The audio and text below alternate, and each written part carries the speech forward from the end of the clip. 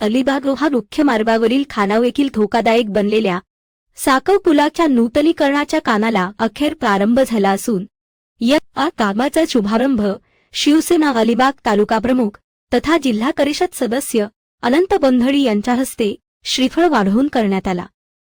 यावेळी ग्रामस्थ, सार्वजनिक बांधकाम विभागाचे प्रतिनिधी आणि ठेकेदार उपस्थित होते।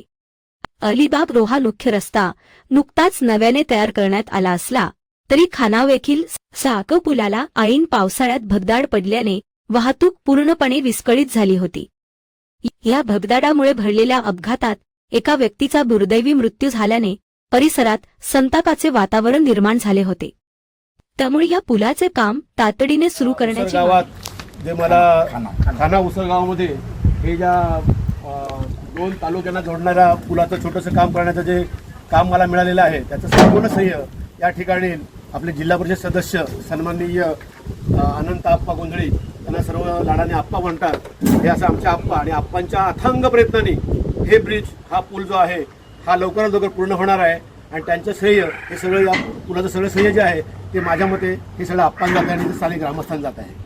त्यामुळे हा जो ब्रिज करायचा जो धाडस घेतलेला आहे मी, त्या आप्पांच्या मेहनतीमुळे आणि आप्पांच्या असणाऱ्या पाठिंब्यामुळे हे जे आपण जे कॉन्क्रीटचे ब्लॉक आणलेले आहेत ह्याला पेवर ब्लॉक नाही तर ह्याला कॉन्क्रीटचे ब्लॉक म्हणजे हे RMC डायरेक्ट मधून बनवून आणलेले हे प्रिकास्ट कल्वर्ट याला म्हणतात, प्रिकास्ट कास्ट कल्वर्ट आहेत।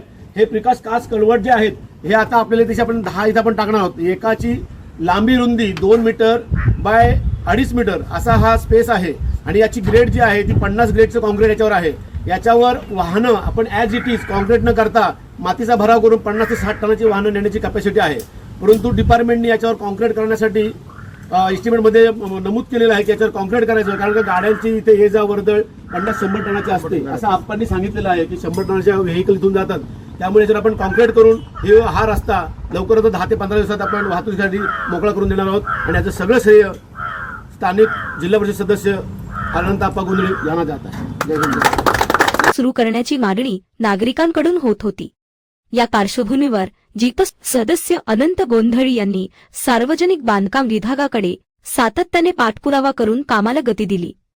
तसेच काम सुरू होण्यासाठी आवश्यक ते सहकार्यही त्यांनी उपलब्ध करून दिल्याचे सांगण्यात आले। कामाचा शुभारंभ करताना ठेकेदारांनी पुलाच्या नूतनीकरणासाठी अनंत गोंधळी यांनी केलेल्या पाठपुराव्याचे कौतुक केले। त्यांच्या सहकार्यामुळेच हे काम हाती घेणे शक्य झाल्याचे त्यांनी नमूद केला जाईल अशी ग्वाहीही त्यांनी दिली। या पुलाच्या कामामुळे अलिबाग रोहा मार्गावरील वाहतूक पूर्ववत होण्यास मदत होणार असून खानावसह परिसरातील नागरिकांना मोठा दिलासा मिळणार आहे।